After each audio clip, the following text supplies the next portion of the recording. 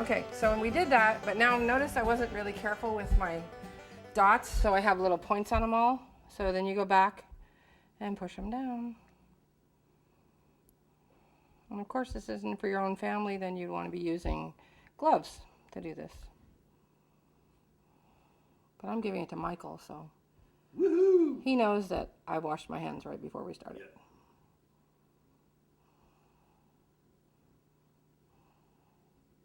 I think that's the key to why I never get the flu, because I wash my hands about 300 times a day. I want to know if he's going to have a googler. Yes. There you go. That's called a, what's it called? I forgot. Googler. A wobble. Weeble. No.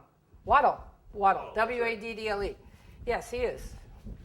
I'm going to go over here to my little marzipan class that we're going to do in a minute and steal a piece of marzipan for that. But you could do with icing if you had red icing. But since I don't have any red icing, or you could put on with fondant if you happen to have some fondant laying around. But I'm far too lazy to make up a little bit of red to do this. So I usually have red something laying around. And we're just going to put that right here. It's too big. It should be little. Doesn't want to be too big. And it just hangs over one side of his nose. Like that. Okay, orange eyes coming up. Poor guy, orange eyes. He's been up all night. He's worried. He's stressed. He hasn't slept. He's one stressed turkey. So we're actually going to give him orange eyes, and then we'll put little brown eyeballs. Normally I make them black, just because I have black gel handy. I brought toothpicks. What did I put him?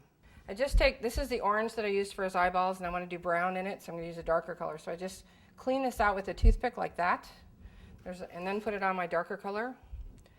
Obviously it doesn't work in reverse. And then squeeze out just a tiny bit of the orange, and now I have brown. And I didn't have to wash the tip. So if you're going from light to dark, you can do that. And I'm going to give him a little eyeball.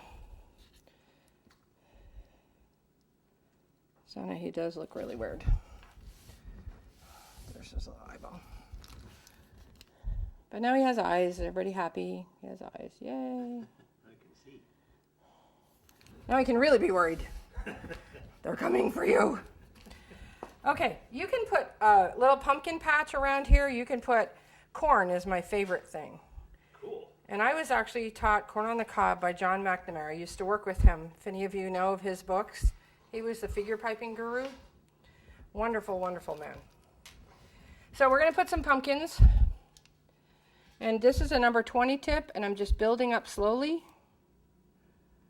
and making a pumpkin. And then there's a baby one. Can't see this one, can you? Okay, we're just putting some around the back of the turkey because while I was working, I got the tip in the icing, or the coupler actually in the icing, so we're going to cover that up so no one will ever know. So we're going to do a little bitty pumpkin patch around here. And we're going to do a little bit of corn in front. And, oh, let's leave it like this and do the green. I need a bag